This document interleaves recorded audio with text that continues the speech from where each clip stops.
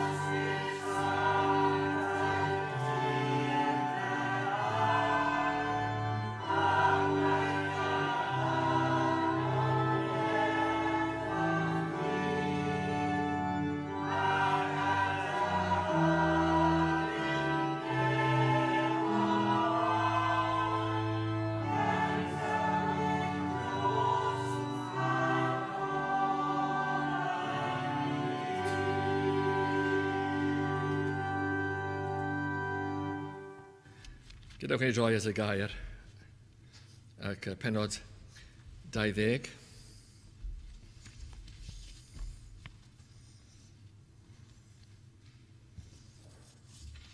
Yr ugeinfed benod.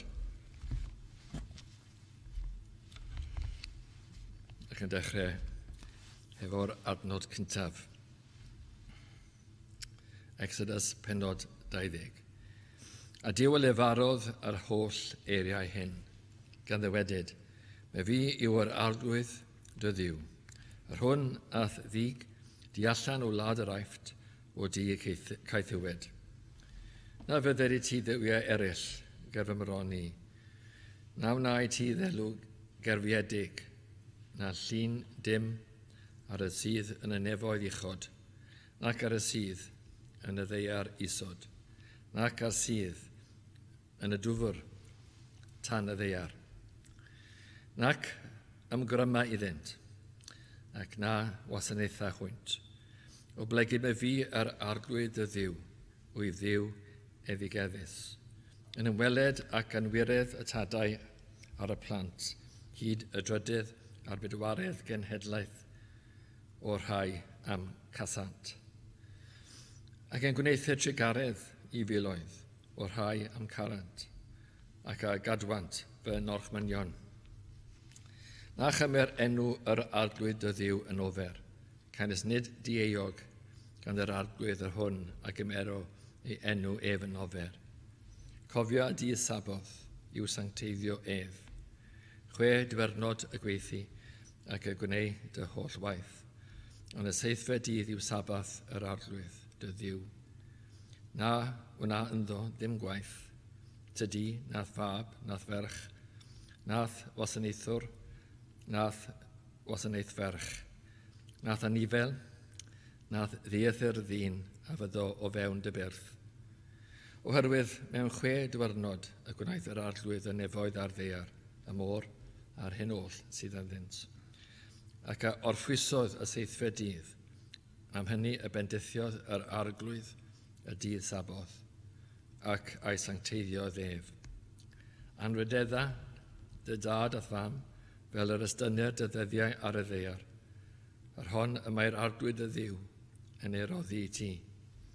Na ladd, na o dineb, na ladrata, na ddwg, gam dysiolaeth yn erbyn dy gymydog. Na chwennych di dy gymydog, na chwennych wraig dy gymydog, na'i wasanaethwr, na'i wasanaeth ferch, na ich, na asyn, na dim a sydd eiddo dy gymydog. A'r holl bobl a welsant y tarannau a'r mellt, a sain yr ytgon, a'r mynydd yn mygu, a phan welodd y bobl ciliasant a safasant o hirbell. A dywedasant wrth Moses, llefara di wrthym ni, yn y ni awr andawn, ond na lefara diw wrthym, rhaid ni farw.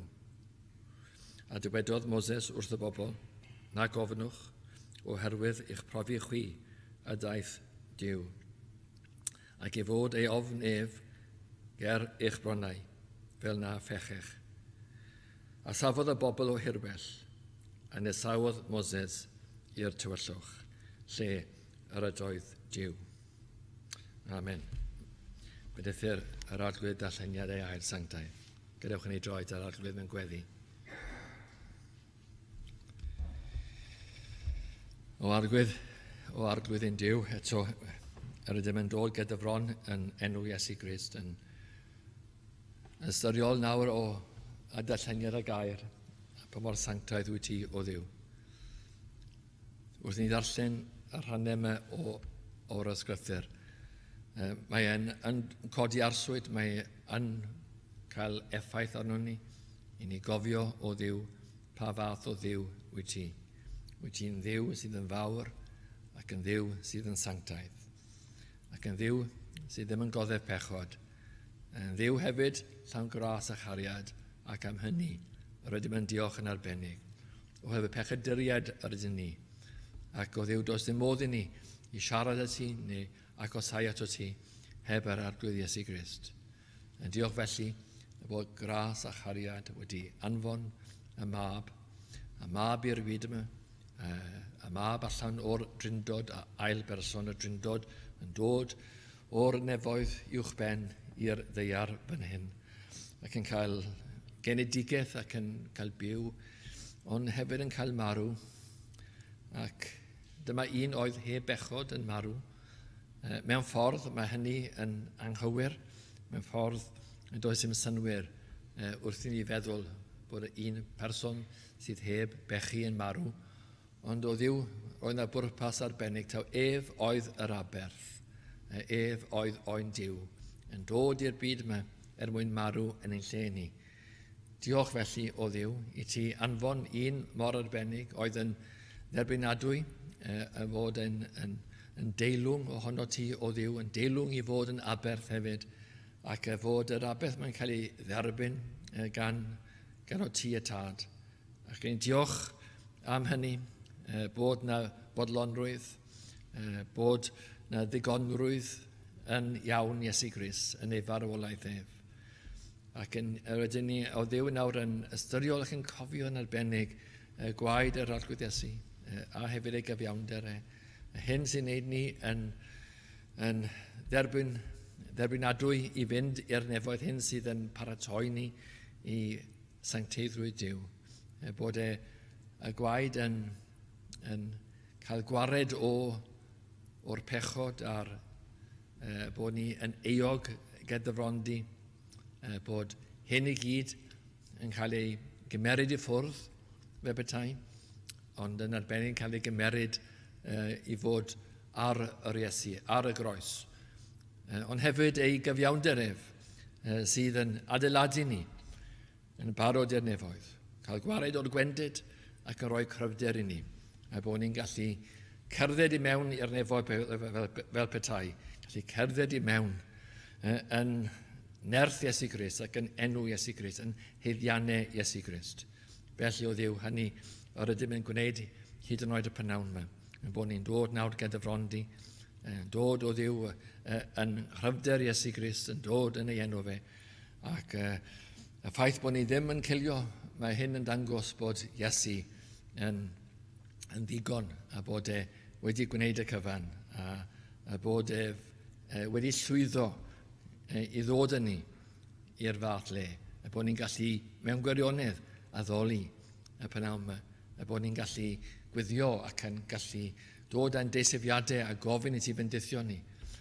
Oherwydd bod ni'n blant i ti, oherwydd bod ni wedi credu, oherwydd bod ni wedi cael maddeuant pechodau. Hyn y gyd o Dduw, oherwydd Iesu, ac hefyd ar ben hynny, gras a ras, yn bod ni yn cael llawer o bendithion, sawl gras. Diolch o Dduw am bob trigaredd, bob gras. Ac bod ni yn cael mwy na dylen ni gael, yn mwy na dyn ni'n heiddi yn sicr, dyn ni ddim yn heiddi dim byd, ond o Dduw, dyn ni yn dod eto oherwydd y fod ti'n fodlon i wneud hynny, wyt ti'n fodlon i ddelio ni fel plant ac i wrando ar ein desefiadau yn gweddiau ni ac yn fodlon i ateb ein gweddiau ni. Felly o Dduw, ateb ein gweddiau ni y prynhawn yma. Byddo gyda ni yn y gwasanaeth. Byddo gyda'n teuluodd ni ac fel unigolion hefyd. Ateb ein gweddiau ni am rhai sy'n agos i ni. Wrth i ni i ddod, ni'n cofio bod y gair yn gweud bod ni'n cael ei gwahodd i ddod a'n desefiadau. Felly o Dduw, oherwydd y gair, ydyn ni'n dod ac yn gofyn i ti glywed ni, i glywed ein cri ni, i glywed ein ochneidiau ni. Ac o Dduw i ti ddarllen ein calonau ni ac ateb gwyddau ein calonau ni yn arbennig. Felly o Dduw, clyw nawr ein addoliad ni, clyw ein desefiadau ni ac yn gweddiau ni. A byddai'n fodlon o Dduw nawr i ddod a roi gallu a nerth yn yr addoli. Y bydd yr emynau yn dod â ystyr arbennig i ni ac yn siarad ein calonau ni. A bydd y pregethu yn mynd i'r galon. A byddwn ni fel un dyn fy petai, un eglwys yn edrych ato ti o Dduw, yn gofyn am atebion rhyfeddol, yn gofyn am atebion dwyfol o dy law. O Dduw, edrych arno ni yw dy blant, a ti yw ein Duw. Wrando felly ein gweddiau, yn gofyn y cyfan yn enw Iesu Grist. Amen.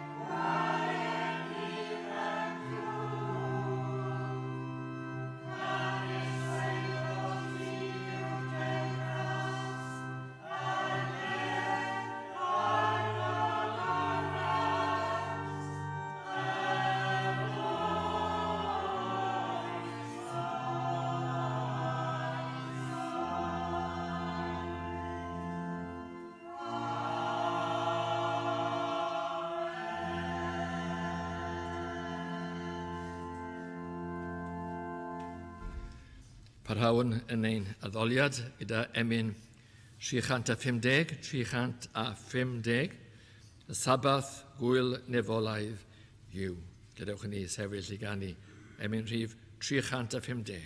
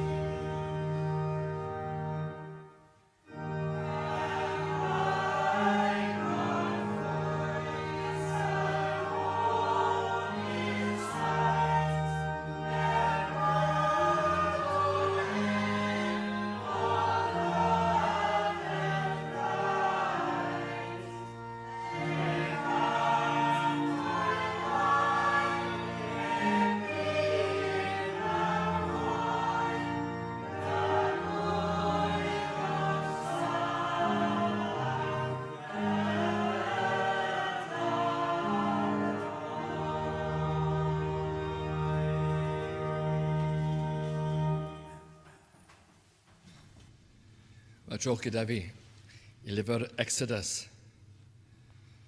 ac yr ugeinfed bennod a adnod 8. Cofio y dydd Saboth yw sancteiddio ef.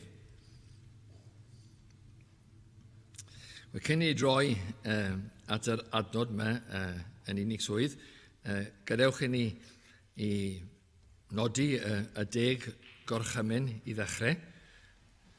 Taw gorchmynion da a chywir ydynt, ond hefyd gorchmynion cariad. Mae llyfr gan fy nhad wrth gwrs, The Law of Love, gorchmynion cariad. Ac mae hynny wrth gwrs yn dod o disgrifiad Iesu Grist o'r gorchmynion. Yn Matthew pennod 22, sylwch ar y geiriau yma. Ar Iesu a ddywedodd wrtho, ceri o'r arglwydd y Dduw ath holl galon ac ath holl enaid ac ath holl feddwl. Cari mawr ynde, cari mawr iawn. Ac hefyd, hwyrach, ar ail sydd gyffeli byddo, car dy gymydog fel ti dy hun. Hwna'n gari mawr hefyd, yn gari rhyfeddol. Ac yn sicr, mae'r gorchmynion yma yn gysylltiedig â chariad. Maen nhw'n gywir, maen nhw'n dda, ond maen nhw'n gariadus. Maen nhw'n mynegu cariad at Dduw a cariad at ddyn. Maen nhw'n hyfryd. Mae pobl yn dieddol y feddwl o'r gorchmynion fel rhywbeth cil a cas hyd yn oed, ond cariadus ydyn nhw. Yn ddeuonus o'r dechrau i'r diwedd. Yn dod â ni i berthynas cariad gyda Duw a gyda dyn hefyd. Cariad sydd tu ôl i'r cyfan. Ond cariad hefyd sydd yn yr bedwarydd gorchymyn. Cofia y dydd Saboth. Cofia y dydd Saboth yw sancteiddio ef. Yr wythfed adnodd fan hyn nawr. Cofia y dydd Saboth, sef y bedwarydd gorchmynyn. Cofia y dydd Saboth yw sancteiddio ef. A felly, gadewch ni ystyried yn iaith y Testament Newydd, y Sabath, sef dydd yr arglwydd, dydd Sul yma, fel ni'n galw yn ein cymdeithas ni. Mae llawer allwn ni ddweud am y dydd yma, y Sabath neu dydd Sul yma, neu dydd yr arglwydd. Ond gadewch ni i fynegu jyst rhai pethau bach syml y pnawn yma, i gymrydwyo y dydd. Yn gyntaf, mae'n ddydd i'r arglwydd, ac yn ail, mae'n ddydd i'r eglwys, ac yn drydydd, mae'n ddydd i ni gyd fel unigolion, ac yn bedwerydd, mae'n ddydd i eraill wrth i ni wasanaethu pobl yn ein capeli ni ac yn y gymdeithas. Ac yn y ffyrdd hyn i gyd, ac mewn sawl ffordd arall, mae'r Sabath yn gyfle ac mae'n ddydd da iawn. O'r dyddiau i gyd, mae'r dydd gorau, allwch chi ddweud. Wrth gwrs, tawa dydd gorau yw dydd gorau yr wythnos. Fel dywed y pennill, mae'n Sabath am unwaith eto sian, a chanu mae cloch y llan. Dyn ni'n diolch fod yna Sabath. Mae Sabath yn dda, mae'n bendithio ni, mae'n helpu ni mewn sawl ffordd.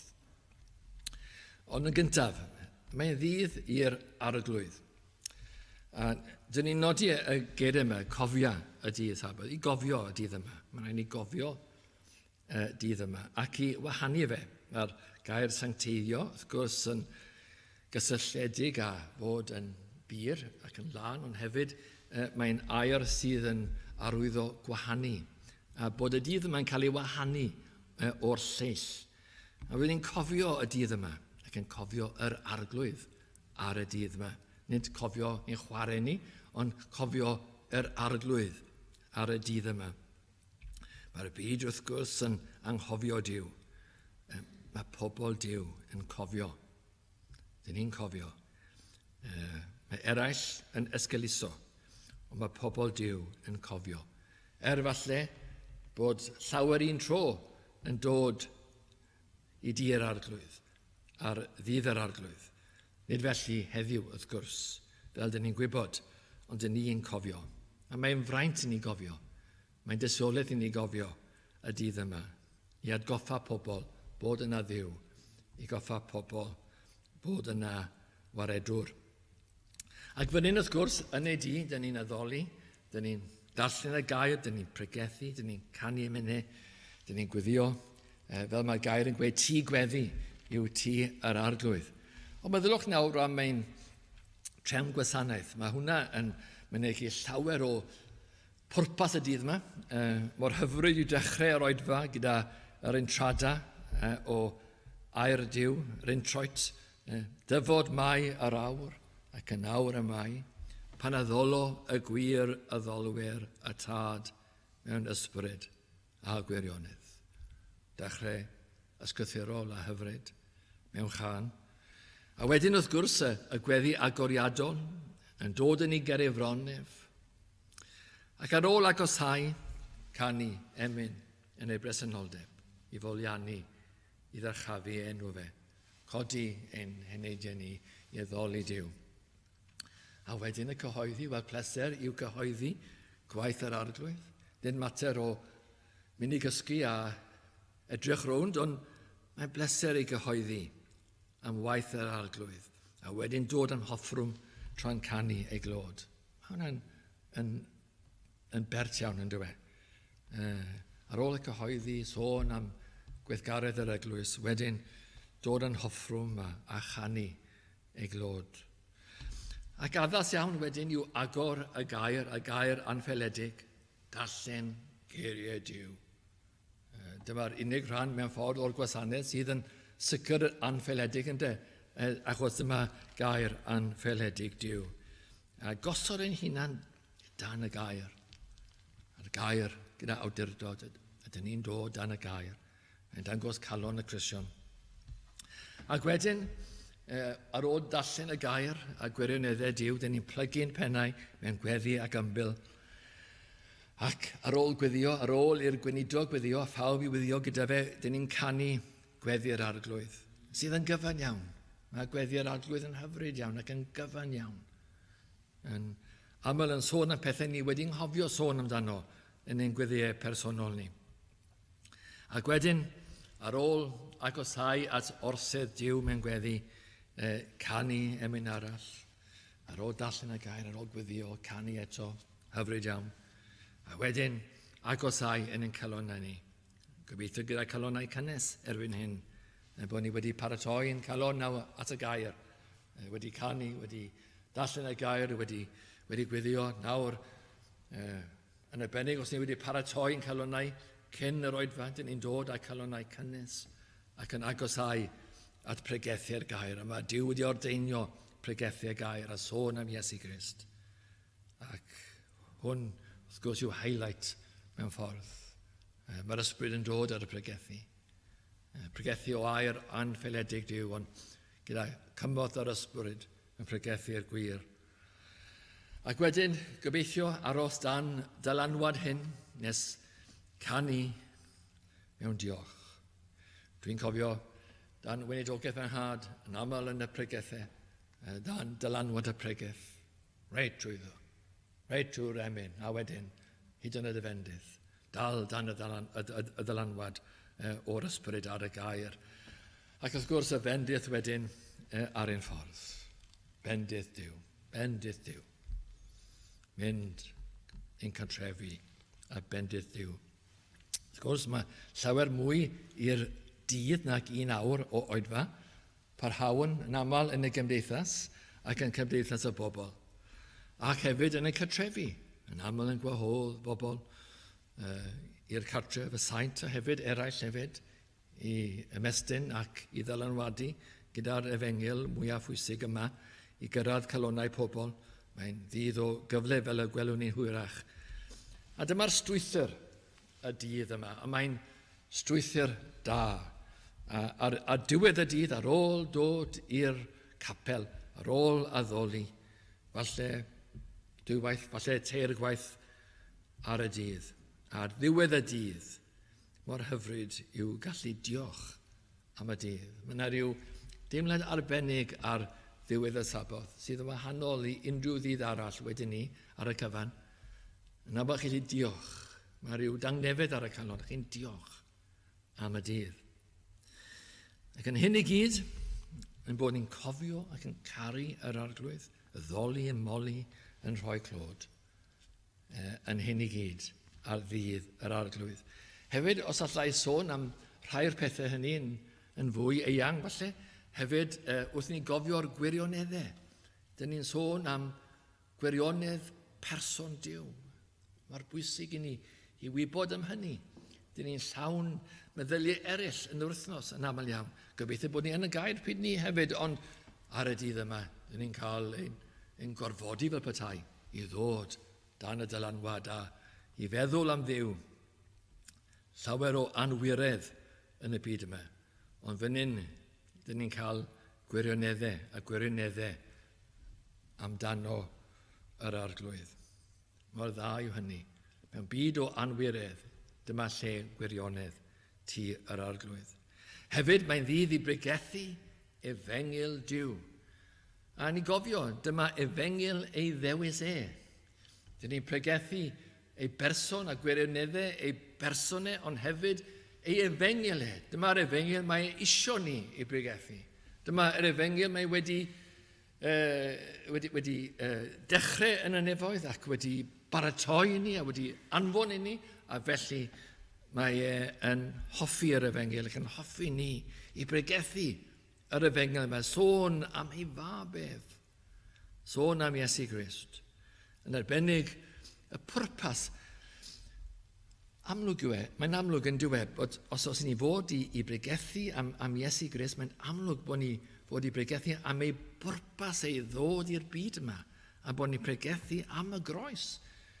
Pas yn wyn i bregethu am y gwereneddau ac yn hofio pwrpasau mawr diw bod Iesu Grist wedi dod i fod yn aberth ar y groes a bregethu o amgylch y groes petai, a sôn am y pechadur, a bod ni'n bechaduriaid, a sôn am y farn, a bod ni dan y farn, a wedyn y gwaed wrth gwrs, a mae cyfan yn ei gwneud synwyr pryd ni.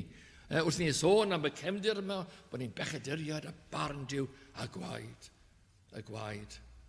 Y gwaed a eger pyrth y nefoedd wen. A gwaed sydd yn rhoi mynedfa ni mewn i'r nefoedd ac i bresenoldeb diw. Ac mae'n fraint i'r pregethwr i agor y drws fel bethau ger bron y bobl yn yr efengyl, pregethu'r efengyl. Wrth gwrs mae drws ar agor eisoes, ond mae pregethwr yn dod ar ryw ymwybyddiaeth i'r gynulleidfa drws yma. Mae drws ar agor yn barod, ond braint y pregethwr i gweud, sgolwch, edrychwch, dyma drws, mae drws ar agor. Dych chi'n bechaduriaid, mae Iesu Grist yn iachawdwr pechaduriaid. Dewch y mewn i'r drws a cael eich glanhau a cael eich iachau. Ac yn sicr mae'n ddydd i hynny gyd. Llawer o bregethu efengyl ar y dydd yma. Mae'n ddydd arbennig iawn ac yn ddydd special iawn, ddydd hyfryd iawn. Mae'n ddydd i'r eglwys hefyd, i'r eglwys. Mae'n ddydd i ni fod gyda'n gilydd. Y corff i gyd a'r pen hefyd wrth gwrs. Ni y corff a Iesu Grist y pen. Mae'n dda fod aelodau y corff yn ymddangos fel corff ar y dydd yma. Mae'n gwneud synwyr yn dywe, bod y corff yn bresennol. Dyma dydd yr eglwys, dydd corff Iesu Grist. A bod y pen yma, a bod y corff yma hefyd. Mae yna rhyw fynegiad o uniad pan fod pawb yma yn canu gyda'i gilydd, yn gwrando gyda'i gilydd, yn cymdeithasu gyda'i gilydd. Ac yn ei gofio bod yr arglwydd yn hoffi pan fod ei bobl yma i gyd. Mae yna rhyw dristwch os oes un y ddau ar goll, a rai seddau yn wag. Mae'r arglwydd yn dymuno i'r eglwys i fod yn hyd. Oedd yn hadu yn ddyn teulu, fel bod rhai chi yn gwybod, ac oedd e'n hoffi bod y teulu gyda'i gilydd. Oedd e dros y teulu, trwy'r amser yn trio cynllunio adegau i'r teulu fod gyda'i gilydd, ac i ni gyfarfod ac i ni wneud pethau gyda'n gilydd, a felly gyda Dyw, mae Dyw yn dwlu gweld y teulu gyda'i gilydd. Fel bod tadau weithiau yn dwlu weld hynny, mae tad nefol hefyd yn dwlu gweld yr eglwys i gyd gyda'i gilydd. Ac nid jyst gyda'i gilydd, ond hefyd i weithio ochr yn ochr, i lafurio. Mae yna genhadaeth, mae yna efengylu, mae yna adeiladu, mae llawer i wneud. Os oes rhai ar goll, mae'n meddwl bod y eraill yn gorfod gweithio mwy caled. Mae'r hyfryd felly i'w rhannu y gwaith ac i weithio ysgwydd wrth ysgwydd gyda'n gilydd. Ac mae'n ddydd felly i orffwys o'n gwaith wythnosol ni ac i weithio dros yr arglwydd. Dyna beth yw peth mawr y dydd yma, i ni weithio dros yr arglwydd, i ni lefurio hyd yn oed. Ac falle mae rhyw syniad ar rhai, mae'n ddydd i gysgu falle, ddydd i orffwys a fynd i'r gwely, mae rhai yn meddwl. Ond nid hynny yw hanfod dydd yr arglwydd. Chi'n mynd gweld hynny yn y gair, cerwch i'r gwely a gorffwys. Na, dewch i di yr arglwydd. Rowch o'r neilltu pethau'r byd, nawr i ddod a gorffwys yn eich enaid.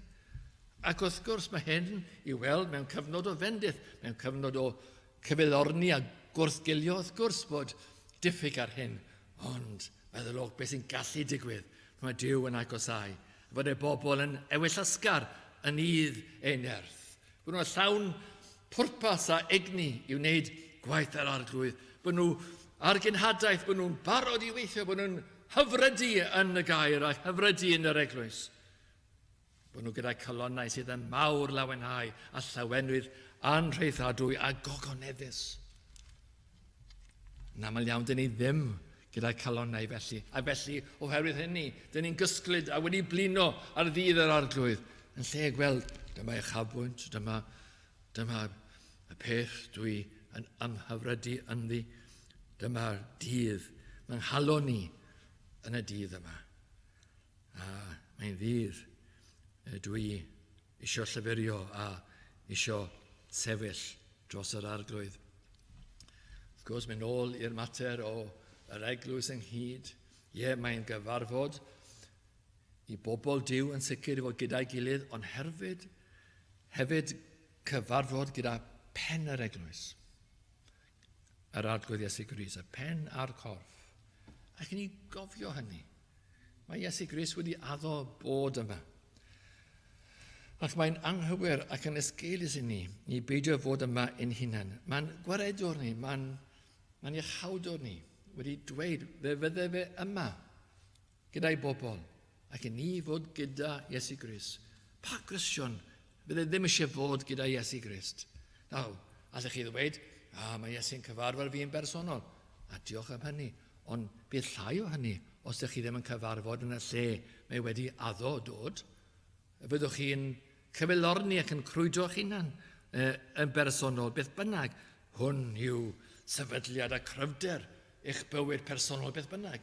Bo chi'n adeiladu ar ddydd yr arglwydd. Ac o hyn ma'ch bywyd personol chi yn cryfhau ac yn dod yn gymdeithas ac yn nefoedd hyd yn oed.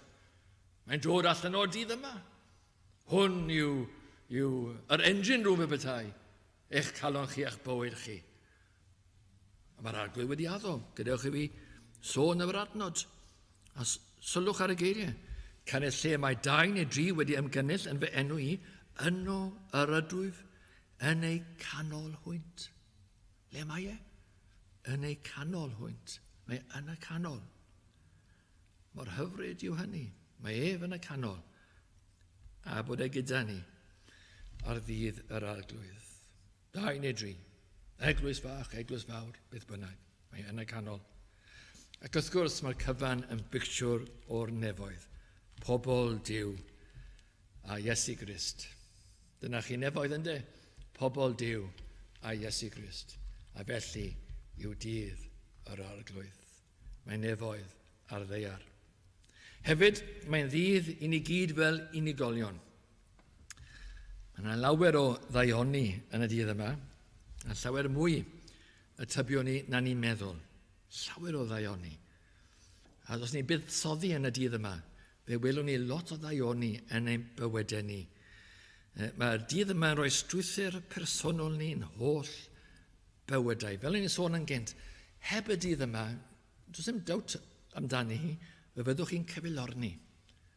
Mae'r dydd yma yn rhoi rhyw fath o seiliau ac yn goswch chi ar gryfder. Neu fel coeden, mae yna wreiddiau mynd lawr i'r dyddiau yma ac yn caniatáu i'r goeden fy bethau I dyfu ac I flodeo a dod â ffrwyth. Ond mae'r dydd yma fel cryfder a fel bwyd i'n henaid ni.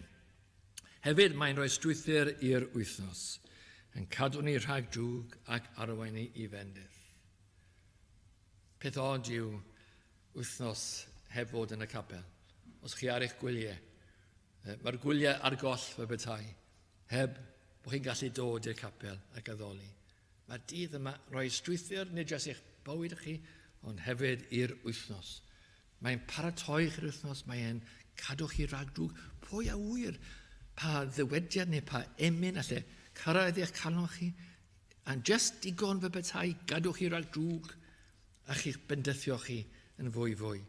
Fel mae'n gweud yn y Saesneg, a Sabbath well spent brings a week of content and strength for the toil of the morrow, but a Sabbath profaned, whate'er be gained, is a certain forerunner of sorrow.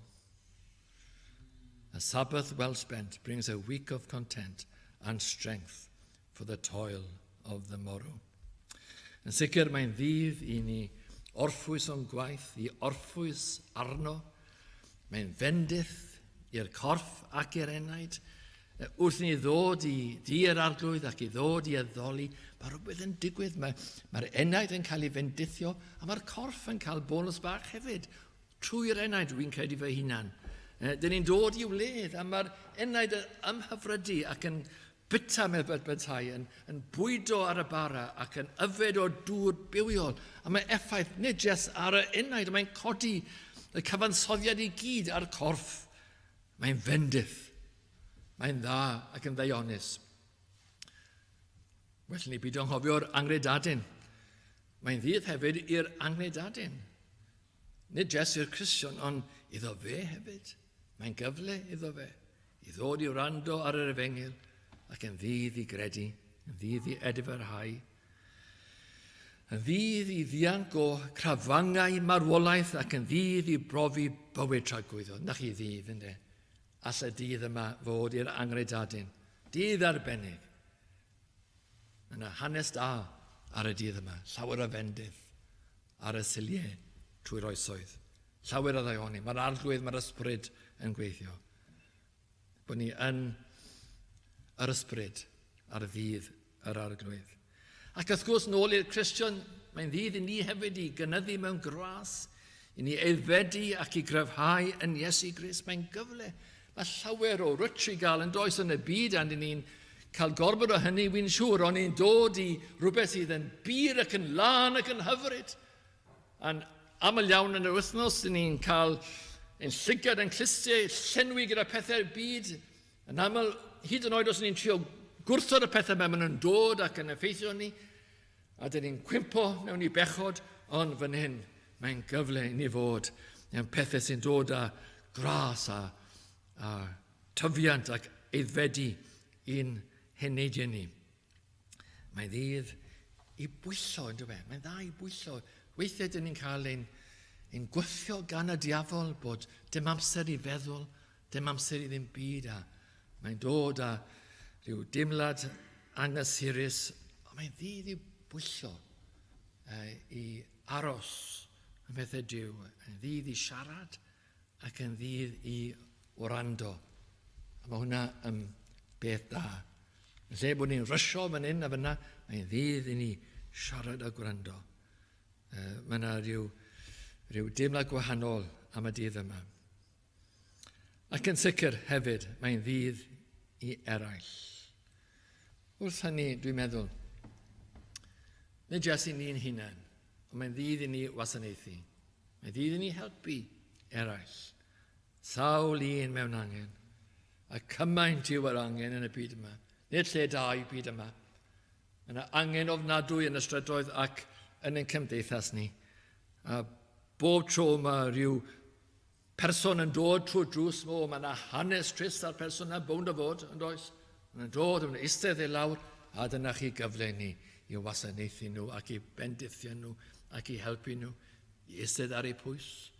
Bod ni'n ymwybodol o hynny, bod ni'n gweld nhw. Pa beth yw i fyddio yn y cwrdd-gweddi, arglwydd tyrd a phobl, a maen nhw'n dod a dyn ni ddim yn cymryd unrhyw sylw nhw. Na, bod ni'n dod ac yn gweld nhw, bod ni gyda llyged. Bod ni'n mewn i'r ystafell, bod ni'n edrych, fyna mae rwy'n ynghenus fyna, a i siarad â fe. Mae'n unig iawn a i siarad â hi. Bod ni'n eistedd ar ei pwys a croesawu, mae'n ddydd i rannu profiadau hyfryd. Mor hyfryd mae'r piw gallu bod, nid nes y pulpit, bod chi'n gallu eistedd ar bwys rhywun a siarad â nhw am Iesu Grist.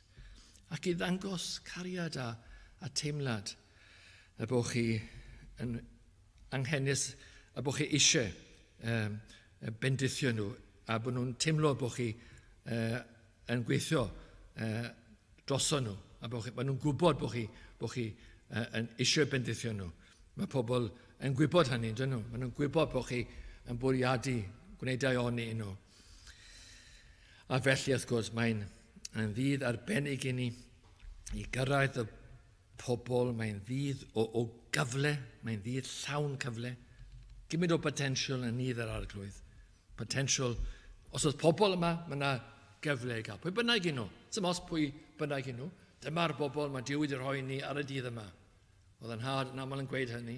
Dyma chi rhodd heddiw. Y pobl sy'n dod, dyma'ch cyfle chi, dyma'ch cenhadaeth chi. Ewch i weithio yn eu plith nhw. Ac felly, mae'n ddydd o gyfle. Ac wrth gwrs, mae'n dda sa'n nôl i'r mater yma. Mae'n dda i'r eglwys fod yn bresennol, i'r angredadyn i ddod mewn i'r eglwys a timlo. Dyma'r eglwys, nid rhan yr eglwys, ond dyma'r eglwys. Dim os oes yn fach neu fawr, ond dyma'r eglwys. Mae yna fodlonrwydd pan fod yr eglwys yn holl bresennol ac bod yr angredadyn yn dod i mewn i gymdeithas pobl Duw. Wrth gwrs, mae rhaid siarad a rhannu nhw. Trwy'r amser, ydych chi'n edrych am rhyw gyfle bach yn chi. Ydych chi'n siarad falle yn pethau bywyd a gofyn am hanes nhw. Ond yn edrych trwy'r amser am rhyw ffordd i sôn am bethau y calon. Ac hefyd, dyma chi cyfle chi i fynegu eich cefnogaeth o'r achos a'ch diolchgarwch. Diolch i wen rhan. A dyma'ch cyfle chi, dyma chi un gyfle. Mae yna sawl cyfle falle, ond mae un arbennig i hwn yw dydd yr arglwydd. Ydych chi'n diolch bod Duw wedi'ch achub chi? Ydych chi'n diolch o Duw wedi'ch golchi'ch pechodau chi trwy Iesu Grist? Ydych chi'n diolch bod chi gyda gwisg clogyn cyfiawnder? Ydych chi'n diolch am ras a chariad a trigaredd Duw atoch chi fel bechadur? Ydych chi'n timlo yna yn eich calon? Wel, dyma chi ffordd i ddiolch. Mae'n gyfle i gefnogi achos Duw ac achos Iesu Grist. Does dim achos gwell na hyn. Hwn yw'r gorau oll, o holl achosion. A dyma'ch cyfle chi, yn eich bywyd chi, i gefnogi Iesu Grist, i gefnogi yr Efengyl. Hwn yw cyfle ni. Does dim bywyd arall yn ni. Hwn yw'n cyfle ni. Mae tad ni wedi mynd o'n blaen ni. Hwn yw'n cyfle ni nawr i sefyll dros yr Efengyl ac i garu yr Efengyl. O, bydde Duw yn symud ein calonau ni unwaith eto. Fydd na rhyw amen ac halleluia yn ein calon ni. Bod ni yn mynegu, falle ddim gyda'n gwefusau bob tro, ond yn ein hymarweddiad ni.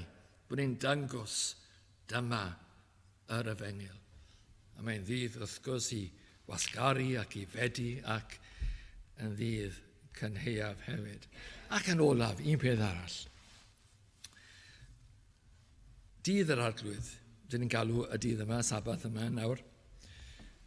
Ac wrth gwrs, wrth ni fynd o'r Hen Testament i'r Testament Newydd, dyn ni'n symud o'r Saboth i'r dydd yr arglwydd, y dydd Sul, fel dyn ni yn ein hadnabod e. Pam bod ni yn cofio dydd yma? Wel, dyma dydd yr atgyfodiad, dyma dydd Iesu Grist. Mae rhywbeth hyfryd iawn am hynny. Rhywbeth Cristnogol iawn, ynddo fe? Hyfryd iawn. Mae'n fynegiad, rili, o rhywbeth mawr sydd wedi digwydd. O'r Saboth. Pam newydd y Saboth? Oherwydd bod Iesu Grist wedi dod mewn i'r byd yma. Ac mae dydd yma yn cofio yr atgyfodiad, ond hefyd wrth gwrs, wrth gofio yr atgyfodiad yn cofio'r marwolaeth hefyd. Ac yn wir, dyna chi le i orffen y prynawn yma. Nodwch ei farwolaethau, dyma chi neges mawr Duw. Hyd yn oed symud y dydd mwyn rhoi mynegiad. Dydd yr arglwydd, yr atgyfodiad yn dilyn wrth gwrs y croesholiad. Mae'r arglwydd Iesu'n marw. Dyna chi beth mwy arhyfedd. Chi'n meddwl am y byd yma llawn pechod, a'n calonau ni llawn pechod.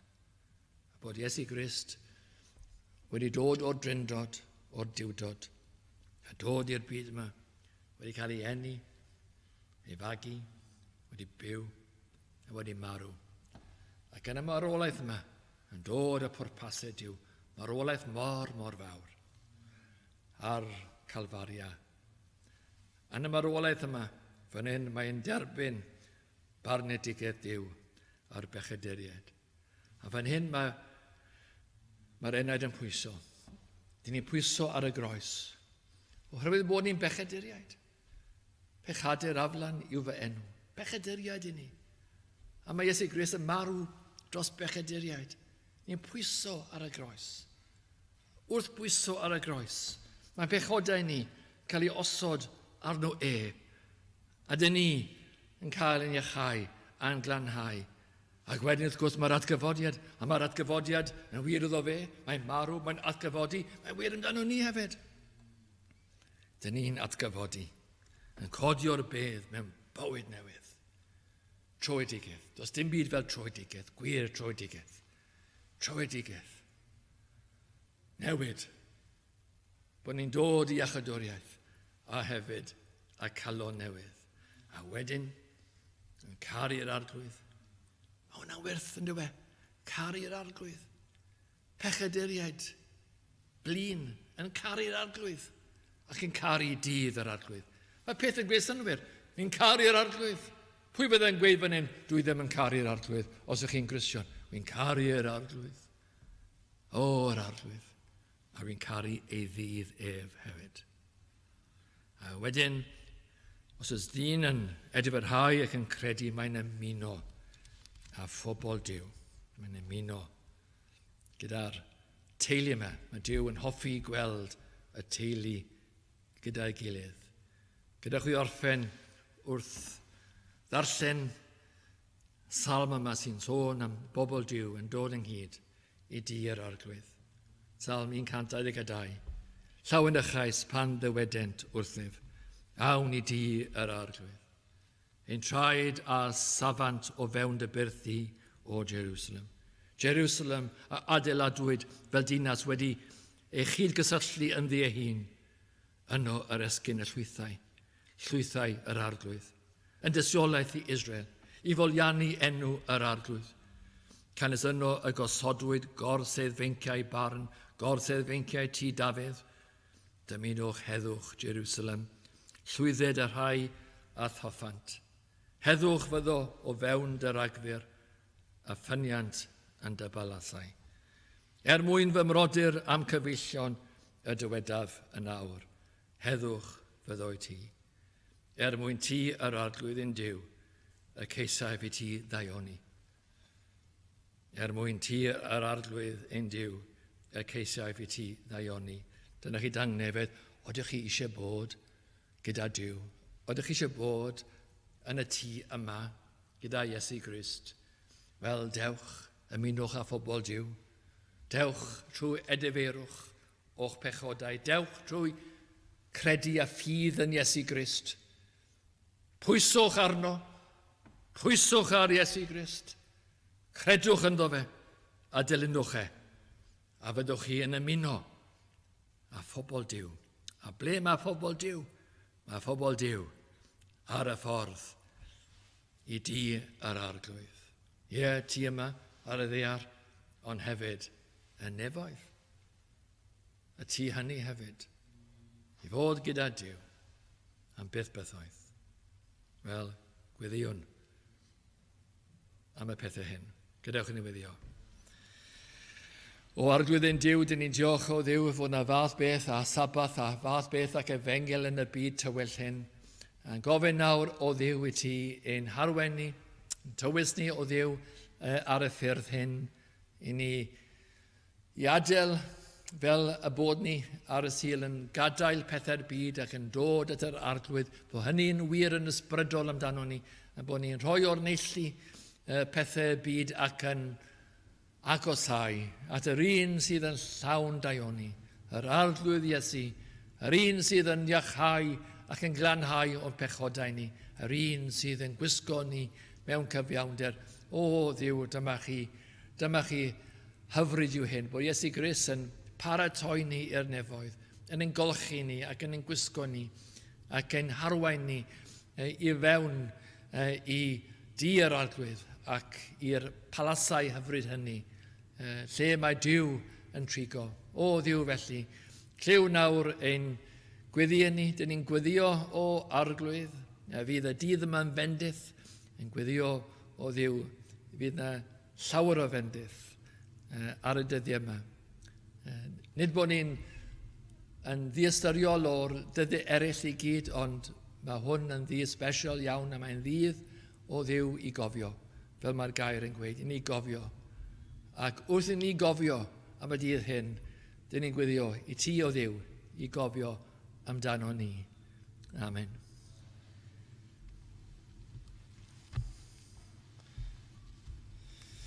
Wel, gadewch i ni gan i'n hemyn ola ni, pnawn yma, Iesu, dyro dy gymdeithas nefol yn yr anial fyd. 593, emyn 593.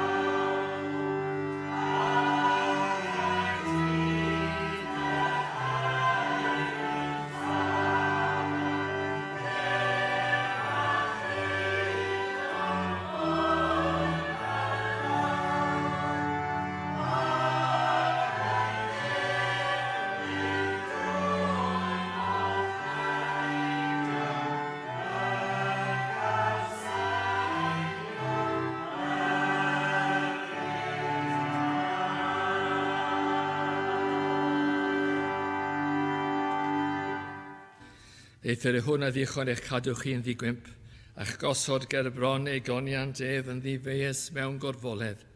I'r unig ddoeth Dduw yn eich hawdwr ni, a bod y gogoniant a mawredd, gallu ac awdurdod ar awr hon ac yn dragowydd. Amen.